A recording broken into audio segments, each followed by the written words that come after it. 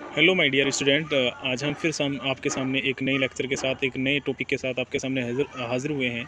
हम पिछली एक हमने सीरीज शुरू की हुई थी, प्रोफेशनलिज्म, प्रोफेशनल वैल्यू एथिक्स, एक विषय आपका BSc नर्सिंग फोर्थ सेमेस्टर में उसकी। अब उसी का एक नेक्स्ट फर्दर टॉपिक हम यहाँ डिस्कस करने वाले हैं, जिसका नाम है आपका threat to the integrity in nursing. ठीक है, अब हम आपको बता दें, हमने इससे पहले जो एक लेक्चर अपलोड किया है, हमने जो लेक्चर लिया था उसमें बताया था हमने इंटीग्रिटी के बारे में। ठीक है, अब इंटीग्रिटी को थ्रेट क्या होंगे नर्सिंग में, ये आज हम डिस्कस करने वाले हैं। लेकिन मैं आपसे ये कहना चाहूँगा कि आप इसको शायद बेहतर तरीके से तब समझ पाएँ कि पहले आप थोड़ी सी पीछे की नॉलेज ले लें। अब इसमें हम आपको बताने वाले हैं इंटीग्रिटी क्या है। देखिए, इंटीग्रिटी का मतलब है आपकी पर्सनल लाइफ हो, आपकी प्रोफेशनल लाइफ हो, आपकी जीवन के 24 आवर्स में आप हमेशा ईमानदार रहें, सही रास्ते को अपनाएं, सही रास्ता चूज़ करें, मोरल रहें, अपनी वैल्यू, अपनी बिलीव के प्रति हमेशा एथिकल रहें, मोरल रहें। ठीक है, और जो लास्ट चीज़ है कि आपको कोई देखे या ना देखे, आपको कोई सुपरवाइज करे ना करे, आपके ऊपर चाहे किसी का प्रेशर हो ना हो, आप हमेशा सच्चाई, एक सत्यनिष्ठा, एक ईमानदारी के साथ रहे। ये थी आपकी इंटीग्रिटी। ये इंटीग्रिटी के बारे में मैंने बता दिया। अब ये सच्चाई को नर्सिंग में क्या खतरा है, आपके जो प्रोफेशन है उसमें क्या थ्रेट है, ये आज हम डिस्कस करने वाले हैं। ठीक है जी, अब हम डिस्कस करते हैं। देखिए, ये वाला टॉपिक डिस्कस करें। देखिए, अब पहली लाइन में क्या लिखा है, वो ethical standard exist in every profession. ये कह रहा है कि इथिक्स जो होता है, आपकी नैतिकता जो होती है, वो बहुत सारे प्रोफेशन है आपकी दुनिया में, हर प्रोफेशन में एग्जिस्ट करती है। हर प्रोफेशन में आपको जो आपकी कौन सी मिलेगी, आपको इथिक्स आपको मिलेगा जरूर। और फिर उसी का एक इंटीग्रल पार्ट है आपकी इंटीग्रिटी। तो इसमें देखिए क्या कह रहा है, इंटीग्रिटी इज अ की element that every profession consider appropriate for ethical behaviour. इसने कहा है कि आपकी जो इंटीग्रिटी, आपकी सत्यनिष्ठा, आपकी जो ईमानदारी है, वो एक की एलिमेंट है आपके एवरी प्रोफेशन, हर प्रोफेशन की। कि अगर आपका हर प्रोफेशन प्रॉपरली है और उसको आप बेहतर करना चाहते हैं, तो उसके लिए सबसे ज़रूरी चीज़ है कि आपकी जो इंटीग्रिटी है वो बेटर रहे। ठीक है जी। दूसरी चीज़ आप देखिए, इसमें क्या लिख रहा है, फॉर इथिकल बिहेवियर, इंटीग्रिटी आपकी इथिकल बिहेवियर के लिए ज़रूरी है। ठीक है, फिर आगे देखिए इसमें क्या लिख रहा है, इसमें any patient undergoes any type of treatment would not be choose a physician, nurse और any health care professional who are lacking integrity. कितनी बड़ी बात कही है, अगर आप समझ सकते हैं तो देखिए, समझिए इसमें क्या कहा गया। इसमें यह कहा गया कि कोई भी पेशेंट है, अगर कोई अपना ट्रीटमेंट करवाना चाहता है, तो वो उस फिजिशियन या उस नर्स को चूज नहीं करेगा जिसमें जो ना इंटीग्रिटी की कमी हो, यानी कि जो झूठा हो, जिसमें ईमानदारी कम हो, जिसमें सत्यनिष्ठा कम हो, उसको कोई भी पेशेंट पसंद नहीं करेगा कि हम इस फिजिशियन या इस नर्स के थ्रू जो ना अपना ट्रीटमेंट कराए। तो आपके और पेशेंट के बीच एक रिलेशन, एक विश्वास, एक बिलीव जो पैदा करने वाली चीज़ है, एक जो आपका नर्सिंग और पेशेंट वाला रिलेशन मेंटेन करने वाली जो चीज़ है, वो भी आपकी क्या है, इंटीग्रिटी है। ठीक है, अब उस इंटीग्रिटी को क्या क्या खतरा है, ये आप देखिए यहाँ पे। ठीक है, अब यहाँ बहुत सारे पॉइंट यहाँ पे इन्होंने दिए हैं, जो मेन थ्रेट्स हैं आपको इंटीग्रिटी के, वो यहाँ देखिए क्या लिख रहा है। ठीक है, अब देखिए इसमें लिख रहा है डिसीव करना, धोखा देना पेशेंट को, विद होल्ड, उसकी इन्फॉर्मेशन को विद होल्ड करना, और झूठे रिकॉर्ड आप मेंटेन करना, या उनको ऐसे ही बेकार डिस्ट्रॉय कर देना, ताकि जो ना जो आपका डाटा है वो किसी को, या रिकॉर्ड है वो किसी को ना मिले।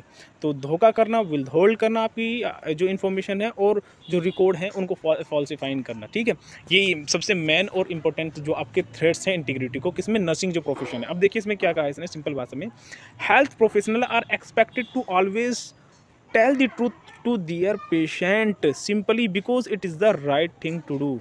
इसने ये कहा सिंपल भाषा में कि हर किसी हेल्थ प्रोफेशनल से ये उम्मीद की जाती है, एक्सपेक्ट किया जाता है कि वो ऑलवेज, हमेशा सच बोलेगा, टेल द ट्रू, हमेशा सच बताएगा अपने पेशेंट को। ये इसलिए क्योंकि ये एक सही चीज़ है, एक सही रास्ता है, ये एक अच्छी चीज़ है, इसलिए आपको सच्चाई बतानी चाहिए। इसने सिंपल बात ये कही है, यानी कि यहाँ डिसीव, धोखा नहीं देना चाहिए आपको, जो सिंपली जो सच्चाई है, जो अच्छाई है, उसको बताइए आप, धोखा नहीं देना आपको। ठीक है, फिर नेक्स्ट पॉइंट में देखिए क्या लिख रहा है, ट्रुथ। ये देखिए, truth, trust is a essential element in the nurse patient relation and health professional should never engage in such behaviour that undermine trust. ये देखिए इसमें बहुत अच्छी बात कही कि जो नर्स और पेशेंट है उसका जो रिलेशन है, उसमें ट्रस्ट एक बहुत ही इसेंशियल एलिमेंट है, एक बहुत ही महत्वपूर्ण तत्व है। अगर उस तत्व को ही आपने झूठ के साथ इंगेज कर दिया, या ऐसा आपने कोई काम किया जो आपके ट्रस्ट को अंडरमाइन या आपके ट्रस्ट को तोड़ता हो, तो फिर नर्स पेशेंट रिलेशनशिप नहीं बन पाएगा। जब अच्छा रिलेशन नहीं होगा, आप किसी को अच्छा ट्रीटमेंट नहीं दे पाएंगे। जब अच्छा ट्रीटमेंट नहीं देगा तो आपका जो ऑर्गेनाइजेशन होगा, आपका जो हॉस्पिटल होगा, उसका नाम खराब होगा। अगर उसका नाम खराब होगा तो फिर जो ना ऑर्गेनाइजेशन वाले आपको नहीं रखेंगे। तो बात यहाँ से यहाँ जा रही है, आप समझने की कोशिश कीजिए, ठीक है। फॉर एग्जाम्पल, अब देखिए इसमें एग्जाम्पल दे रखा कि क्यों नहीं। जैसे एक डॉक्टर है, doctor should do their best to explain treatment procedure to their patient and strive to help patient understand their nature and purpose. देखिए, अब डॉक्टर को कोई भी प्रोसीजर करना है, कोई भी ट्रीटमेंट देना है, तो उसकी अच्छी जिम्मेदारी ये बनती है, एक बेहतर जिम्मेदारी ये बनती है कि अपने जो पेशेंट है उसको बेस्ट एक्सप्लेनेशन करे, बेस्ट अच्छे तरीके से एक्सप्लेन करे कि ये जो हम प्रोसीजर करने वाले हैं, ये जो हम ट्रीटमेंट करने वाले हैं, इसका ये फ़ायदा है और ये इस नेचर का है। नेचर का मतलब ये थोड़ा सा आपको जो बॉडी के इंटरनल पार्ट को थोड़ा सा हम कट करके तब बॉडी में एंटर करेंगे, मतलब बहुत से वेरियस टाइप के वो होते हैं ना आपके प्रोसीजर, इन्वेजिव, नॉन इन्वेजिव, तो वो बताए ना उसका नेचर कैसा है, इन्वेजिव है, नॉन इन्वेजिव है, ये सब के बारे में मैं यहाँ बताने की कोशिश कर रहा था, ठीक है, वो सिंपल भाषा में, ठीक है। तो ये डॉक्टर का काम बनता है, ठीक है। Taking such measure help to minimize the risk of unpleasant experience for the patient. और अगर जब उन्होंने प्रोसीजर और जो आपका ट्रीटमेंट था उसके बारे में सब कुछ बता दिया, उसके बाद भी ऐसे मेजर्स लें, ऐसे काम करें ताकि जो पेशेंट है उसके रिस्क को मिनिमम कर सके, उसको जो एक्सपीरियंस है वो अनप्लीजेंट ना हो। ऐसा उसका मानो वो ट्रीटमेंट कराने आया था, आपने उसके साथ प्रोसीजर इस तरीके से करा, उसके साथ कम्युनिकेशन इस तरीके से करा कि वो जो ना अच्छा फील नहीं कर रहा है, तो नेक्स्ट टाइम कैसे आपकी ऑर्गेनाइजेशन में आएगा है। तो यही इसमें करेगा कि उसको अच्छा फील कराना है, उसके रिस्क को मिनिमाइज करना है, ठीक है। अब देखिए, which can lead to a sense of betrayal, ये फिर उसमें एक बेट्रायल का सेंस पैदा करेगा, ठीक है ना।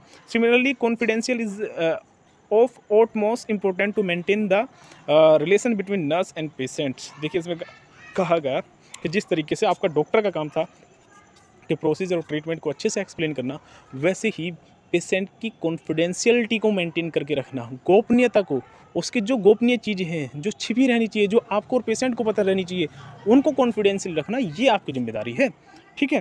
तो अब यहाँ देखिए दूसरा खतरा क्या बता रहा है कि जो आप में जो इंटीग्रिटी है वो इतनी कम हो जाती है कि लोगों को आप बता देते हैं, जो पेशेंट के साथ वाले हैं, चलो वो तो एक बार ऐसा हो सकता है कि आप जो ज़्यादा क्लोजली पेशेंट के साथ वाले उन्हें बता सकते हैं उस पेशेंट के बारे में, लेकिन आप ये नहीं ऐसे ही किसी को भी बता दे रहे हो, तो वो तो उसकी कॉन्फिडेंशियलिटी को आपने वो कर दिया डिस्ट्रॉय, ठीक है। अब उसके बाद देखिए आप यहाँ पे क्या कराइए, देखिए इसमें कह रहा है, in health care profession deception, धोखेबाजी is a matter of concern as ethically health professional should not intentionally deceive their patient. Deception, धोखेबाजी एक बड़ा मैटर है चिंता का, किसमें, आपके जो प्रोफेशनल हैं, इथिकल हेल्थ प्रोफेशनल जो हैं उनके लिए, वो इसलिए क्योंकि वो जो ना इंटेंशनली जो ना कई बार डिसीव करते हैं। तो आपको ये करना है कि उनको intentionally, should not intentionally deceive, उन्हें जानबूझकर धोखे में नहीं डालना, उन्हें, है ना, उनके साथ गलत नहीं करना, ये आपके अंदर होना चाहिए। अगर आप उनके साथ गलत कर रहे हो तो आपने अपनी इंटीग्रिटी को थ्रेट किया है, उसको ख़तरे में डाल दिया, जो आपकी सत्यनिष्ठा, आपकी जो ईमानदारी होनी चाहिए थी वो आपने ख़त्म कर दी है जी, ठीक है। अब देखिए अमेरिकन मेडिकल एसोसिएशन क्या कहता है, a physician shall be honest in all professional interaction and strive to report physician engaging in fraud और डिसेप्शन टू अप्रोप्रिएट इंटाइट। अब ये कह रहा है कि हर एक फिजिशियन को ऑनेस्ट होना चाहिए, और अगर वो इंगेज नहीं है तो ये एक तरीके से फ्रॉड या आपका धोखेबाजी में फिर वो सम्मिलित हो गया है ना। तो इस तरीके से इन्होंने यहाँ पे कहा है। नेक्स्ट लाइन में देखिए, people define deception in different way. अब आप डिसेप्शन को डिफरेंट तरीके से कह सकते हैं कि जैसे जो आपके फैक्ट्स हैं उनको आप विदहोल्ड कर लें, है ना, और about the terminal prognosis is not deception as they think that it will keep the patient morale high. अब देखिए कई बार जो ना हम जो एक टर्मिनली इल पेशेंट है उसको भी सच्चाई नहीं बता सकते। अब अगर हमने सच्चाई नहीं बताई तो ये कहेंगे कि धोखेबाजी है। तो इसमें देखिए, इसमें ये लिख रहा कि आप जो ना विद होल्ड करना टर्मिनली इल जो पेशेंट है उसके फैक्ट्स को, उसके डाटा को, अगर मान लो कोई मृत्यु के कगार पे है, कोई टर्मिनली इल पेशेंट है, उसको भी आप सच्चाई बता देंगे तो क्या, वो तो और तेज़ी के साथ उसके जो हेल्थ है वो बिल्कुल गिरती चली जाएगी। अगर आपने उसको बता दिया तो उनका तो, और उनके जो पेशेंट के साथ वाले हैं उनका मोरल गिर जाएगा। तो उनका मोरल बना रहे इसलिए उन्हें हम नहीं बताते, उनके पेशेंट के जो साथ वाले होते हैं उन्हीं को बताते हैं। देखिए इसमें इसलिए लिखा है कि keep the patient morale high, इसलिए हमने उनके फैक्ट्स को नहीं बताया, ठीक है। इसलिए हम यहाँ पे डिसेप्शन नहीं कर रहे हैं, धोखेबाजी नहीं कर रहे हैं, ठीक है। अब देखिए थोड़ा सा ये आप खुद पढ़ लेना नीचे वाला कि importance of telling truth to the patient, यानी कि पेशेंट को सच बताना क्यों ज़रूरी है, क्यों महत्वपूर्ण है, ये यहाँ पे लिखा हुआ है। आप इसका जो है ना स्क्रीनशॉट ले सकते हैं, ठीक है। अब मैं आपको जो इम्पोर्टेंट दूसरी वाली चीज़ है उसके बारे में बता देता हूँ और पढ़ा देता हूँ, ठीक है। अब यहाँ पढ़ने वाले हम दूसरा इसी का टॉपिक है, इसी पॉइंट का, फॉल्सिफाइंग रिकॉर्ड, झूठे रिकॉर्ड्स। देखिए इसमें क्या लिखा है, falsifying documents is the fact act of intentionally changing और modify information on a document with the intention of misleading a person और इंस्टीट्यूशन। ये कह रहा आप झूठे डॉक्यूमेंट्स हैं एक इंटेंसली चेंज कर दो या मॉडिफाई कर दो इंफॉर्मेशन को, डॉक्यूमेंट्स की, या तो आप मिसलीड कर रहे हो किसी पर्सन को या फिर आप इंस्टीट्यूशन। देखो अभी हम बात कर रहे थे, सिंपली समझो, थ्रेट टू इंटीग्रिटी, यानी कि आपकी जो ईमानदारी को कौन कौन से थ्रेट हो सकते हैं। तो हमने डिसेप्शन पढ़ लिया, विदहोल्ड फैक्ट पढ़ लिया कि ये खतरे हैं। दूसरा खतरा ये है जो डॉक्यूमेंट्स है उनके साथ तो छेड़छाड़ नहीं कर रहे हो, उन्हें मिसलीड तो नहीं कर रहे हो आप, उनको मॉडिफाई तो नहीं कर रहे हो। अगर उनको मॉडिफाई कर रहे हो, या तो आपने डायरेक्ट जो पेशेंट आपका है उसके डॉक्यूमेंट्स, उसके जो वो है आपके इन्फॉर्मेशन, उसको मॉडिफाई करके आप पर्सनली उस पेशेंट को टारगेट कर रहे हो, या जो जिस इंस्टीट्यूशन में आप कर रहे हो उसके डॉक्यूमेंट्स को आप मॉडिफाई करके या उनको मिसलीडिंग करके उसका नुकसान कर रहे हो। तो आपको ये नहीं करना है। बात यहाँ है, maintaining the accuracy of the medical record is the duty of all nurse. देखिए यहाँ लिखा, मेंटेन करना accuracy of medical record, medical जो रिकॉर्ड है उसको मेंटेन करना, ये हर एक नर्स की जिम्मेदारी है। ये ध्यान से सुनिए आप, ठीक है। आगे फिर हम पढ़ते हैं, record of medical care and event should be created in accurate and timely manner. ठीक है, मेडिकल केयर जो इवेंट वगैरह हैं या जो आपका डॉक्यूमेंट्स वगैरह वो टाइमली और एक्यूरेटली आपका मेंटेन करने चाहिए। While a patient in A hospital and completed at the time of discharge, जब पेशेंट हॉस्पिटल में है या डिस्चार्ज हो चुका है तब। जब हॉस्पिटल में होगा तो इसकी मेडिकेशन टाइम बाय टाइम आपको उसका रिकॉर्ड मेंटेन करना है, उसके जो आपकी मॉनिटरिंग वगैरह चल रही है उसको मेंटेन कर रखना है। जब डिस्चार्ज होगा तो सारे डॉक्यूमेंट्स आपको मेंटेन करने हैं, ये यहाँ पे बताया गया। फाल्सीफाइंग के medical record is a crime. देखिए इसमें लिखा, फाल्सीफाइंग के medical record is a crime punishable by a fine और इवन जेल टाइम। अगर आप किसी के रिकॉर्ड के साथ गड़बड़ी कर रहे हो तो ये क्राइम है, और ये क्राइम आपको या तो फाइन देना पड़ सकता है और जेल हो सकती है। और बल्कि अगर इसमें एक चीज़ और मैं एक्स्ट्रा ऐड कर दूं, फाइन और जेल दोनों हो सकती हैं, ठीक है। तो ये इतना बड़ा अपराध है कि आप सत्यनिष्ठ रहिए, ईमानदार रहिए। हम किसी के साथ ऐसा कोई डिसेप्सिव उसके जो फैक्ट्स वगैरह इन्फॉर्मेशन वगैरह उसका किसी के साथ कोई भी तरह का कोई फॉल्सिफाइंग रिकॉर्ड मेंटेन नहीं करेंगे हम, ठीक है। अब यहाँ पे देखिए नेक्स्ट पॉइंट में लिखा हुआ है, following are the example of the falsifying और ये tampering the medical recording in nursing profession. ये बहुत सारे एग्जाम्पल इन्होंने दे दिए हैं कि किस तरीके से आप किसी के रिकॉर्ड को गलत तरीके से वो कर रहे हैं। Documenting medication that warrant D were not given, थोड़ा सा हो जाता है यार पढ़ाते पढ़ाते। तो आप कोई भी ऐसी मेडिकेशन का डॉक्यूमेंट्स ना बनाएं जो आपने अभी उसको दी ही नहीं है, ठीक है जी। दूसरा, nothing that a patient are eat a full meal when he didn't have it, आपने मील उसको दिया, खाया नहीं, उसके बारे में आपने कर दिया। Feeling in someone else omission, किसी एक्ट के बारे में आपने ऐसे ही ऐड कर दिया, ठीक है। रिकॉर्ड केयर नॉट गिविंग, आपने कोई केयर नहीं दी, उसकी भी आपने वहाँ पे रिकॉर्डिंग कर दी। फैब्रिकेटिंग डाटा है, डिस्ट्रॉइंग और या हाइडिंग रिकॉर्ड और पार्ट ऑफ रिकॉर्ड, आपने कोई रिकॉर्ड को हाइड कर दिया, छुपा दिया, और किसी चीज़ को आपने ऐड कर दिया या डिस्ट्रॉय कर दिया, ठीक है। और आपने जो डायग्नोस्टिक रिपोर्ट थी उनको रिमूव, गायब कर दिया, निकाल दिया, फेंक दिया। ये बहुत सारे एग्जाम्पल हैं, आप इन्हें अच्छी तरीके से देख सकते हैं। ये हैं आपके फाल्सिफाइंग रिकॉर्ड से संबंधित एग्जाम्पल। देखिए दोस्तों, मैं लास्ट में बस एक चीज़ कहना चाहूँगा, अपने जीवन को अगर बेहतर बनाना चाहते हैं तो अपने प्रोफेशन से मोहब्बत कीजिए।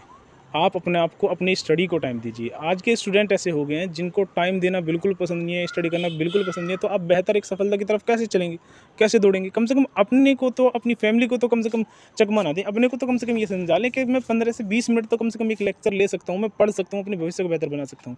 बस इसी बात के साथ मैं अपना जो बात को विराम देता हूँ और लास्ट में यही कहूँगा कि आप हमारे चैनल को सब्सक्राइब करें, ठीक है। फिर